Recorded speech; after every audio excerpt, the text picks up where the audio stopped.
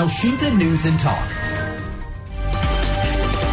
Menuju Pilkada Serentak 2024. Kalau kita melihat informasi dari rilisnya Menko Polhukam, memang ada potensi konflik gitu ya. Potensi riak-riak polarisasi ini mulai muncul di beberapa daerah gitu. Nah, ini yang kemudian harus kita waspadai. Gejala-gejala yang muncul itu juga harus dilakukan sebagai antisipasi. Misalnya tadi dari IKP-nya Bawaslu, ya saya kira Bawaslu juga nanti akan merilis kalau tidak salah mungkin minggu depan ya, terkait IKP itu akan diperkuat lagi untuk spesifikasinya, misalnya di mana ada potensi SARA gitu ya, biasanya kan dia akan punya tematiknya.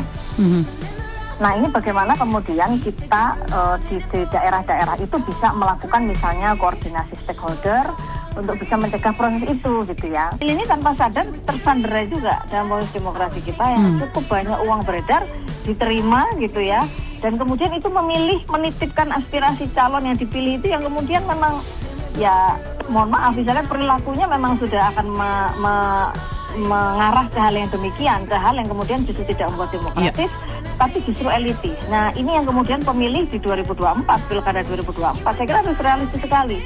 Yang dipilih itu betul-betul harus sesuai dengan hati nurani ya. Artinya itu memang orang yang tidak memanfaatkan gitu ya. Saya kira setiap pribadi kita ini kan tahu kalau kita tuh akan memilih itu siapa orang yang kemudian pantas sebagai pemimpin tuh secara sadar tuh kita tahu ya. Dan memang ini jangan sampai juga gara-gara pilkada jadi nggak stabil gitu pemerintahnya.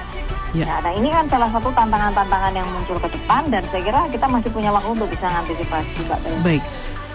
Masyarakat sekarang ini kan media sosial menjadi hal yang sangat akrab ya, dan meskipun ini tergantung juga kesiapan aparat juga, aparat keamanan itu ya betul-betul harus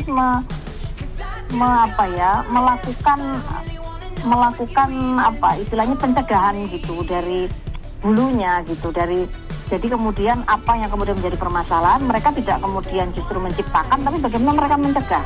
Saya kira ini juga akan sangat didukung antara Kamtibmas, kemudian masyarakat, dan kemudian bagaimana pemuka-pemuka agama yang sudah mencermati dari sekarang ya menuju pendaftaran pencalonan. Ini pasti juga sudah terfragmentasi masyarakat gitu. Siapa yang calon akan maju ini kan pasti akan ramai.